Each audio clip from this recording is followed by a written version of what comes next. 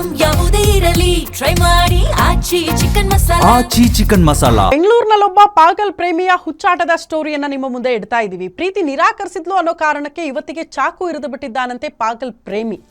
ಪ್ರೀತಿಗೆ ಒಪ್ಪಲಿಲ್ಲ, ಪ್ರೀತಿಯನ್ನ ನಿರಾಕರಿಸಿದ್ಲು ಅನ್ನೋ ಕೋಪದಲ್ಲಿ ಚಾಕು ಇರಿದು ಬಿಟ್ಟಿದ್ದಾನೆ ಪ್ರೇಮಿ. ಬೆಂಗಳೂರಲ್ಲಿ ಪಾಗಲ್ ಪ್ರೇಮಿಯೊಬ್ಬನ ಹುಚ್ಚಾಟ. ಪ್ರೀತಿ ನಿರಾಕರಿಸಿರುವ ಯುವತಿಗೆ ಚಾಕು ಇರಿದಿದ್ದಾನೆ ಮಾಜಿ ಪ್ರಿಯತಮ. ಯಾರಾದ್ರೂ ಹತ್ತಿರ ಬಂದ್ರೆ ಸಿಲಿಂಡರ್ ಸ್ಫೋಟಿಸುವ ಬೆದರಿಕೆ ಬೇರೆ ಹಾಕಿದ್ದಾನಂತೆ.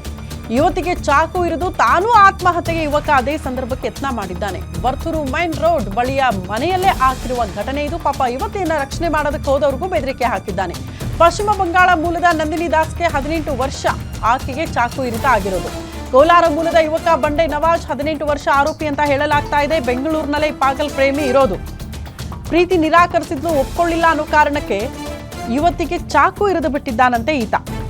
ಪಾಪ ಯುವತಿಯನ್ನ ರಕ್ಷಣೆ ಮಾಡೋದಕ್ಕೆ ಕೆಲವರು ಹೋದ್ರಂತೆ, ಬಟ್ ಹತ್ತಿರ ಹೋದವರಿಗೆ ಬೆದರಿಕೆ ಹಾಕ್ತಾನೆ. ಯಾರಾದ್ರೂ ಹತ್ತಿರ ಬಂದ್ರೆ ಸಿಲಿಂಡರ್ ಸ್ಫೋಟ ಮಾಡ್ಬಿಡ್ತೀನಿ ಅಂತ ಬೆದರಿಕೆ ಹಾಕಿದ್ದಾನೆ. ಹಂಗಾಗಿ ಆಕೆಯನ್ನ ಕಾಪಾಡಕ್ಕಾಗಿಲ್ಲ, ಚಾಕು ಇರಿದಿದ್ದಾನೆ. ಯುವತಿಗೆ ಚಾಕು ಇರಿದು ತಾನು ಕೂಡ ಆತ್ಮಹತ್ಯೆಗೆ ಯತ್ನ ಮಾಡದ್ನಂತೆ. ವರ್ತೂರು ಮೇನ್ ರೋಡ್ ಬಳಿಯ ಮನೆಯಲ್ಲೇ ಆಗಿರುವ ಘಟನೆ ಇದು. ಪಶ್ಚಿಮ ಬಂಗಾಳ ಮೂಲದ ನಂದಿನಿ ದಾಸ್ 18 ವರ್ಷ ಯುವತಿ ಅಂತ ಹೇಳಲಾಗ್ತಾ ಇದೆ. ಚಾಕು ಇರಿತಕ್ಕೊಳಗಾಗಿರುವ ಯುವತಿ.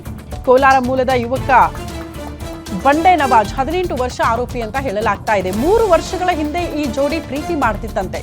ಆದ್ರೆ ಮದುವೆಗೆ ಯುವತಿಯ ಕುಟುಂಬಸ್ಥರು ಒಪ್ಕೊಳ್ಳಿಲ್ಲ. ಬೇರೊಬ್ಬನ ಜೊತೆ ಯುವತಿ ಮದುವೆಗೆ ಪ್ಲಾನ್ ಮಾಡ್ಕೊಂಡಿತ್ತಂತೆ ಕುಟುಂಬ.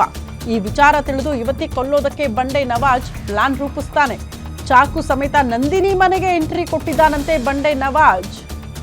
ಮನೆಗೆ ಬರ್ತಿದ್ದಂತೆ ಬೇರೆಯವರನ್ನ ಮದುವೆ ಆಗಬೇಡ ಅಂತ ಜಗಳ ತೆಗೆದಿದ್ದಾನೆ ಯುವತಿ ಜೊತೆ.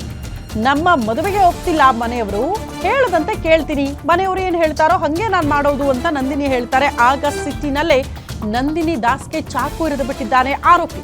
ನಂದಿನಿಯ ಕುತ್ತಿಗೆ, ಕೈ, ತೊಡೆ ಸೇರಿ ಹಲವು ಭಾಗಗಳಿಗೆ ಚಾಕು ಇರಿತ ಹಾಕಿದ್ದು, ಓನರ್ ಬಂದು ಬಾಗಿಲು ಬಡದಾಗ ಸಿಲಿಂಡರ್ ಸ್ಫೋಟ ಮಾಡ್ಬಿಡ್ತೀನಿ ಅಂತ ಬೆದರಿಕೆ ಹಾಕಿದ್ದಾನಂತೆ.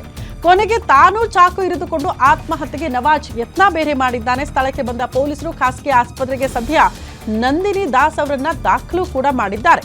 ಆರೋಪಿಗೂ ಖಾಸಗಿ ಆಸ್ಪತ್ರೆಯಲ್ಲಿ ಸದ್ಯ ಚಿಕಿತ್ಸೆ ಕೊಡಿಸುತ್ತಿದ್ದಾರಂತೆ ಪೊಲೀಸರು. ಪ್ರಕರಣ ದಾಖಲಿಸಿಕೊಂಡಿರುವಂತಹ ವರ್ತೂರು ಪೊಲೀಸರು ತನಿಖೆಯನ್ನ ಕೈಗೆತ್ತಿಕೊಂಡಿದ್ದಾರೆ. 3 ವರ್ಷಗಳಿಂದ ಪ್ರೀತಿ ಮಾಡ್ತಾ ಇದ್ದಂಥ ಜೋಡಿ. ಆದರೆ ಯುವತಿ ಮನೆಯವರು ಮದುವೆಗೆ ಒಪ್ಪಿಲ್ಲ, ಬೇರೆ ಮದುವೆ ಮಾಡೋದಕ್ಕೆ ತಯಾರಿಯಲ್ಲಿದ್ರು.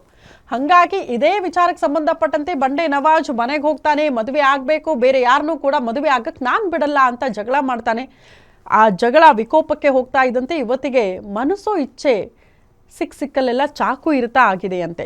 ಆಕೆ ಕೂಗಾಟ ಅರಚಾಟ ನೋಡಿ ಮನೆ ಓನರ್ ಓಡ್ ಬರ್ತಾರೆ ಆಕೆಯನ್ನು ರಕ್ಷಣೆ ಮಾಡೋದಕ್ಕೆ. ಆದರೆ ಮನೆ ಓನರ್ಗೆ ಡೋರ್ ಓಪನ್ ಮಾಡಿಲ್ಲ. ಹತ್ರ ಬಂದರೆ ಸಿಲಿಂಡರ್ ಸ್ಫೋಟ ಮಾಡ್ತೀನಿ ಅಂತ ಬೆದರಿಕೆ ಹಾಕಿದ್ದಲ್ಲದೆ ತಾನೂ ಕೂಡ ಆತ್ಮಹತ್ಯೆಗೆ ಯತ್ನ ಮಾಡಿದ್ದಾನಂತೆ. ಈ ಬಗ್ಗೆ ಮತ್ತಷ್ಟು ಡೀಟೇಲ್ಸ್ ಅನ್ನ ಕೊಡ್ತಾ ಹೋಗ್ತಾರೆ ಕ್ರೈಮ್ ಬ್ಯೂರೋ ಹೆಡ್ ಮಂಜುನಾಥ್ ದೂರವಾಣಿ ಸಂಪರ್ಕದಲ್ಲಿದ್ದಾರೆ. ಮಂಜುನಾಥ್, ಯಾವಾಗ ಆಗಿರೋದು ಎಕ್ಸಾಕ್ಟ್ಲಿ ಈ ಪ್ರಕರಣದಲ್ಲಿ ಸದ್ಯಕ್ಕೆ ಏನು ಡೆವಲಪ್ಮೆಂಟ್ ಆಗ್ತಾ ಇದೆ ಅಂತ?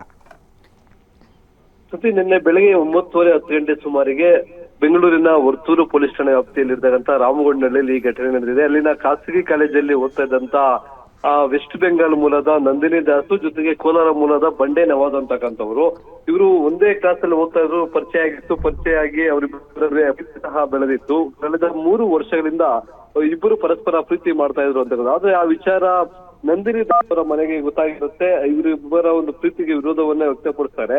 ಮತ್ತೊಂದು ಕಡೆ ಈಕೆ ಇನ್ನೂ ಸಹ ಹೀಗೆ ಬಿಟ್ರೆ ಆತ ಏನಾದ್ರು ಮಾಡ್ತಾರೆ ಬಂಡೆ ನವಾಜ್ ಅನ್ನೋ ಒಂದು ಕಾರಣಕ್ಕಾಗಿ ನಂದಿನಿ ದಾಸ್ಗೆ ಬೇರೆ ಒಂದು ಮದುವೆ ಮಾಡೋದಕ್ಕೂ ಸಹ ಸಿದ್ಧತೆಗಳನ್ನ ನಡೆಸ್ತಾ ಇರ್ತಾರೆ. ಆ ವಿಚಾರ ತಿಳಿದು ನಿನ್ನೆ ಬೆಳಗ್ಗೆ 9:30 ಸುಮಾರಿಗೆ ನಂದಿನಿ ದಾಸ್ ಅವರ ಮನೆಗೆ ಬಂದಂತ ಬಂಡೆ ನವಾಜ್ ಏನಿದ್ದಾನೆ, ಅವರ ಸಂಬಂಧರು ಇಬ್ಬರನ್ನು ಸಹ ಒಂದು ರೂಮಲ್ಲಿ ಕೂಡಾಕ್ತಾನೆ. ಬಳಿಕ ಆಕೆಗೆ ಮೇಲೆ ಬೇರೆ ಮದುವೆ ಆಗ್ಬಾರ್ದಂತ ಒಂದು ಒತ್ತಡವನ್ನ ಹಾಕುವಂತ ಕೆಲಸವನ್ನ ಸಹ ಮಾಡ್ತಾನೆ.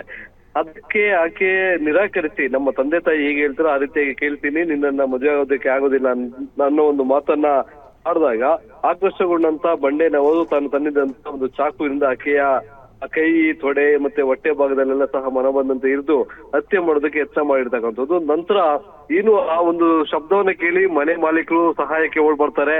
ಆಗ ಮನೆಯಲ್ಲಿದ್ದ ಕಿಚನ್ ಉಳಿದಂತ ಸಿಲಿಂಡರ್ ನ ತೆಗೆದುಕೊಂಡ್ಬಂದು ಗ್ಯಾಸ್ ಲೀಕ್ ಮಾಡಿ ಬೆಂಕಿ ಹಚ್ಚೋದಾಗಿ ಸಹ ಆತ ಬೆದರಿಕೆಯನ್ನ ಹಾಕುವಂತ ಕೆಲಸವನ್ನ ಸಹ ಮಾಡ್ತಾರೆ. ನಂತರ ಹೋಗಿ ಒಂದು ಬಾತ್ರೂಮ್ ಅಲ್ಲಿ ಲಾಕ್ ಮಾಡಿಕೊಂಡು ತಾನು ಸಹ ಕುತ್ತಿಗೆಯನ್ನ ಕೈಕೊಂಡು ಆತ್ಮಹತ್ಯೆಗೆ ಯತ್ನ ಮಾಡ್ತಕ್ಕಂತ ನವಾಜು. ಆ ಸಂದರ್ಭದಲ್ಲಿ ಅಕ್ಕಪಕ್ಕದವರೆಲ್ಲ ಸಹ ಆ ಒಂದು ಬಾಗಿಲನ್ನ ಒಡೆದು ಇನ್ನು ಇರ್ತಕ್ಕೊಳಗಾಗಿದ್ದಂತ ನಂದಿನಿ ದಾಸ್ ಅವರನ್ನು ಸಹ ರಕ್ಷಣೆ ಮಾಡಿದ್ದಾರೆ.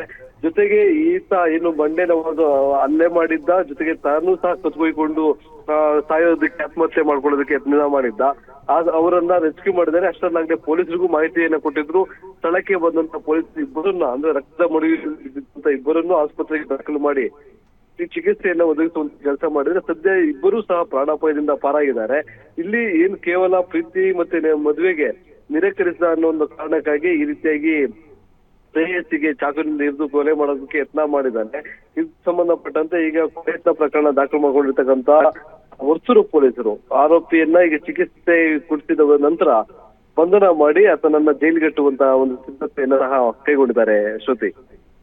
ಓಕೆ ಮಂಜುನಾಥ್, ಧನ್ಯವಾದಗಳು ತಮ್ಮೆಲ್ಲ ಮಾಹಿತಿಗೆ.